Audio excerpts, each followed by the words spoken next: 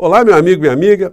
O Brasil está vivendo um momento muito importante. Sejam bem-vindos a mais um Portal do José, hoje com assuntos muito importantes e cenas extremamente reveladoras que irei compartilhar aqui com vocês, que eu espero que chegue ao máximo de pessoas, sobretudo aquelas que a gente tem tido algum tipo de dificuldade para dialogar, para conversar, pessoas que a gente conhece e que se colocam no campo do conservadorismo, da direita, e que não perceberam como elas foram envenenadas, muitas delas, por verdadeiros falsários, vigaristas, mentirosos e criminosos na vida política que ainda estão por aí fazendo a mesma coisa. Nada como a gente ter esse nosso espaço aqui precioso para ajudar a desmascarar algumas dessas criaturas, né? E jogar luzes sobre algumas estruturas que estão por trás desse fenômeno, né? Porque nada está acontecendo por acaso, não.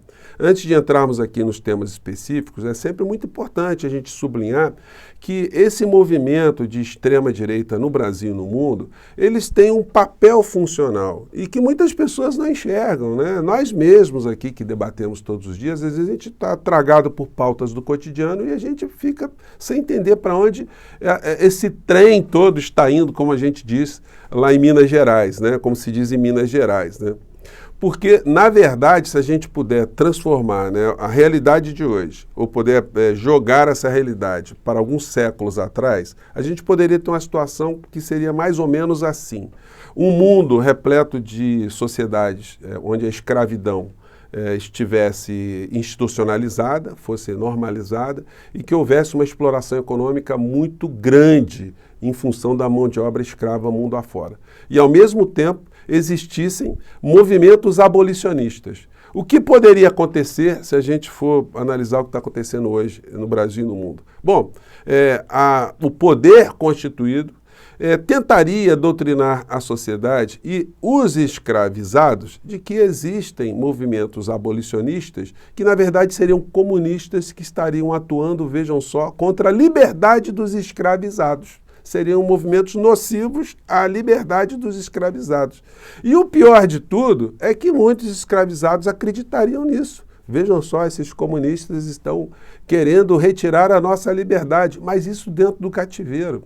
Então, guardadas as devidas proporções, é mais ou menos isso que está acontecendo hoje, né? Muitas dessas pessoas não enxergam que estão tendo um papel funcional de ajudar a cristalizar, a sedimentar as injustiças, as desigualdades e a escravidão que está acontecendo aqui no Brasil e em outras partes do mundo. Bom, eu fiz essa abertura um pouco mais longa hoje, mas vamos entrar agora nos temas, mas antes de mais nada, quero convidar você que está chegando agora ao nosso portal e não nos conhecer, para que você se inscreva aqui conosco também, conheça os nossos outros vídeos, venha participar das nossas atividades, compartilhe os nossos vídeos, recomende, dê o seu joinha, o seu comentário e, se puder, se inscreva aqui também no nosso clube de membros, tá legal? Bom, então vamos aqui agora aos nossos temas, né? Gente, começando aqui por uma situação, né, que denota que nós estamos diante de uma mudança muito importante na Procuradoria-Geral da República. A notícia é essa aqui: Gonê aponta vínculo entre Jefferson e atos do dia 8 de janeiro. Então, o Procurador-Geral da República pegou um bolsonarista raiz, que estava tentando ali algum artifício para não ser julgado pelo Supremo Tribunal Federal, e agora a Procuradoria-Geral da República está dizendo, olha, o caso do cidadão aí que praticou crimes relacionados ao bolsonarismo é da alçada do Supremo Tribunal Federal. Vamos pegar um trecho dessa matéria aqui. Emitisse um parecer, se concorda ou não com essa decisão dele. O ministro Alexandre de Moraes pediu para que o Ministério Público se manifestasse. E aí veio essa manifestação do Procurador-Geral da República, Paulo Gonê, e Paulo Gonê concorda com o argumento de Alexandre de Moraes. Paulo Gonê afirma o seguinte, que existem muitos indícios ali claros de que o Roberto Jefferson, ele pode ter contribuído, ter sido um elo relevante na engrenagem que resultou nos ataques, nos atos de violência que a gente viu no dia 8 de janeiro. Então, gente, isso é um prenúncio de que essa gente aí que fez tanto mal ao Brasil vai entrar pelo cano, né? Mas não foi por falta de aviso, não, tá? Eu, à época de que essa situação toda estava começando a acontecer, eu falava várias vezes aqui no nosso portal, né? Olha, vocês estão na frente dos quartéis, vocês vão se dar mal, vocês estão acreditando em vigaristas, o Bolsonaro é covarde, ele vai virar as costas para vocês. E encontramos eco, né, na fala de um bolsonarista também, de um deputado, e a gente vai ver que os deputados hoje eles têm uma importância nesse nosso papo aqui, e a gente pega situações como essa aqui do Ottoni de Paula, né, na época. A palavra que eu vou usar é muito forte, mas isso chega a beirar uma covardia, uma manipulação do povo. Você tem pessoas que estão se divorciando. Você tem pessoas que estão com crise no casamento porque resolveram acampar mais de 40 dias na porta de quartéis. Você tem brasileiros que perderam empregos. Você tem brasileiros que estão em uma situação lamentável, movidos pelo amor à pátria, movidos pela confiança do presidente da República. Ele não tem o direito de estar em silêncio ou de liberar frases enigmáticas. O presidente Bolsonaro precisa falar claramente ao seu povo. E se ele não fizer, ele sairá pequeno. Ele sofrerá a maior derrota de todas, que não foi nas urnas. Gente, esse tipo de fala do Ottoni de Paula, né, mostra que o Bolsonaro tinha uma conexão direta com essa história toda, por ação ou por omissão. Bastava ele ter dito alguma coisa que nada disso aconteceria. No entanto, ele sabia que o seu silêncio funcionava como uma mensagem para as pessoas continuarem a fazer o que estavam fazendo. E o resultado foi que todos nós já prevíamos também, que o deputado aqui, acho que ele assistiu o Portal do José, né? Vamos lá. E eu que eu digo isso, eu digo com muita tristeza, por isso até talvez a minha fala esteja sendo um pouco mais embargada, um pouco mais lenta. Porque eu sei que o que eu estou falando aqui vai repercutir das mais diversas formas possíveis. Eu vou ser chamado de traidor por aqueles que acham que o presidente Bolsonaro vai agir, e eu, olhando na sua câmera, digo: não vai. Não vai. E digo: não se iludam. E digo mais: saiam das portas dos quartéis. Vocês serão presos. E não haverá ninguém que os defenda. Assim como eu tenho certeza absoluta de que o senhor Alexandre de Moraes só está esperando o recesso parlamentar para nos prender. Então, é o seguinte, né? Não precisava ser um profeta, né, para cravar o que iria acontecer, e acabou acontecendo, né? Então, enfim, um deputado saindo de um, indo para outro, um deputado inescrupuloso e com comportamento típico dos bolsonaristas raiz, né? Covarde, porque insuflou tantas pessoas a fazerem aquilo que o deputado Ottoni de Paula acabou de dizer, né? E agora dizendo: não tem nada a ver com isso, estou vivendo uma ditadura. A criatura que andava lépido e fagueira com a camisa estampada Ustra Vive, homenageando um torturador. E aí parece uma coisa assim, quando se fala, né, as pessoas mais jovens não têm noção do que significa isso aqui. Alguém fazer apologia de um torturador, fazer a defesa de um torturador contra essas criaturas. A gente vê aqui o Dudu Bananinha fazendo discurso fora do nosso país, como o mundo olha a ditadura no Brasil. Então, eles estão dizendo que estão vendo a ditadura. Você vê uma figura que mente dessa forma aqui, ó. Da Polícia Federal. Fui acordado hoje às 6 da manhã. Estava dormindo com a minha filha e com a minha esposa. E fui acordado com um fuzil no rosto pela Polícia Federal. Ou seja, isso aí é uma mentira gigantesca. Como é que alguém pode acreditar num mentiroso? Alguém que vem a público mentir de uma maneira tão descarada, atacando a Polícia Federal, né, com esse tipo de situação. E reproduz aqui a ideia que o Brasil está vivendo uma ditadura. Falei para as pessoas que aquilo ali estava sendo, que aquilo era correto.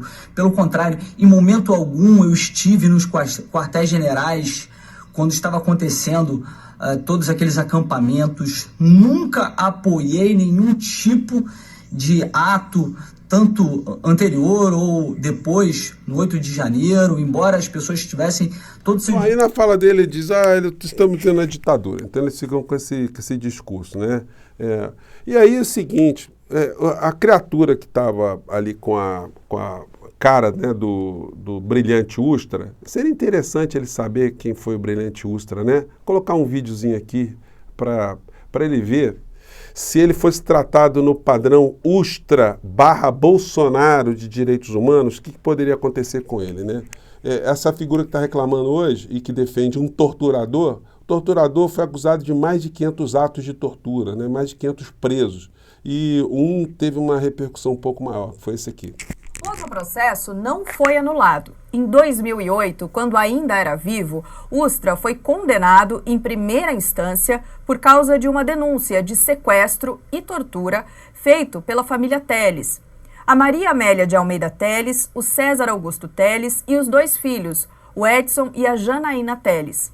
Quando eles eram crianças, com 4 e 5 anos, em 1972, eles foram presos e obrigados a ver os pais serem torturados. Nesse caso, a condenação foi confirmada em terceira instância pelo STJ em 2014. O senhor está vendo, senhor Jordi? O padrão Ustra de direitos humanos era esse, tá? O senhor seria acordado, sem mandado judicial, seria levado para sessões de tortura e os seus filhos, ou sua filha, né, seria levada para assistir, né, o que aconteceria com o senhor, né? É esse tipo de nojeira que é importante a gente combater, né, a gente jogar para essas pessoas, para elas verem, né, que os que ainda acreditam nessas criaturas, como eles são inescrupulosos, mentirosos, covardes, insensíveis, né? Vou pegar mais um trecho aqui de uma matéria antiga. Aqui. Há 50 anos, o deputado cassado Rubens Paiva era levado de casa por agentes da ditadura. Um deputado, viu, Jordi, um colega seu, tá? Se a gente puder dizer assim, tá? Ele foi sequestrado na casa dele. Foi torturado e morto. Um dos crimes mais conhecidos do período militar segue sem punição. A justiça ainda discute se há possibilidade de punir os acusados envolvidos no assassinato. Uma morte que não se encerra.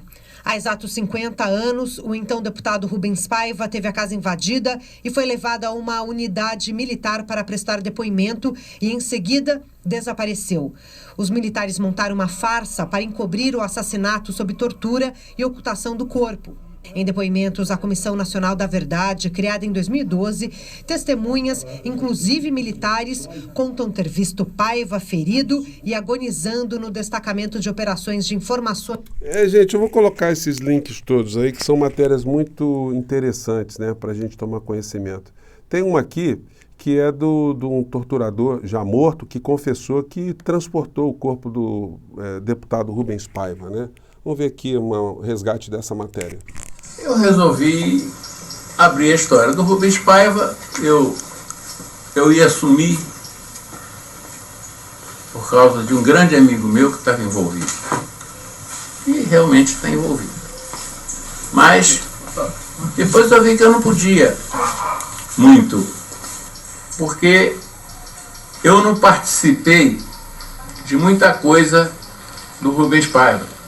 Quando eu cheguei ao Rio de Janeiro, eu vim do Rio Grande do Sul, numa operação que eu fiz no Rio Grande do Sul, tinha passado 3 meses no Rio Grande do Sul, e tinha acontecido já o problema do Rubens Paiva, estava aquele rolo do Rubens Paiva, tá ali, tá aqui, tira daqui, bota para lá, aquele negócio todo. Então, eu não sabia nem que ele era deputado. Quem me contou foi uma jornalista como você. E ninguém me disse que ele era deputado. Eu coordenei uma operação de transbordo de corpo, certo? E aí, gente, é muito barra pesada, né? No final da história, que foi o corpo do Rubens Paiva foi enterrado aqui no Rio de Janeiro, depois foi desenterrado pelos militares que pegaram seus restos mortais e jogaram no mar. Portanto, a família do Rubens Paiva jamais teve direito ao enterro, né, do deputado Rubens Paiva, que Inclusive a mulher dele foi sequestrada também, a filha do Rubens Paiva, que tinha 15 anos, foi levada também para o DOI-CODE, foi liberada, mas a mãe ficou presa e o pai desapareceu nessas circunstâncias aí. Então causa muita raiva, né? Causa muita indignação ver um deputado como o Jordi, como o Dudu Bananinha, falarem que o Brasil está vivendo uma ditadura que eles queriam reimplantar aqui no nosso país, para fazer esse tipo de situação o padrão Ustra de investigação policial, né? Então, gente, é muito importante, aí a gente tem que prestar nossas homenagens ao ministro Alexandre de Moraes, que não está recuando dessa tarefa, né, republicana. E agora o senhor Paulo Gonet, vamos acompanhar com mais atenção, né? Mas essa gente agora do mal, eles têm do que se preocupar a partir desse instante da história do nosso país. Gente, eu fico por aqui mais uma vez. Um grande abraço e mais tarde a gente volta. Tchau!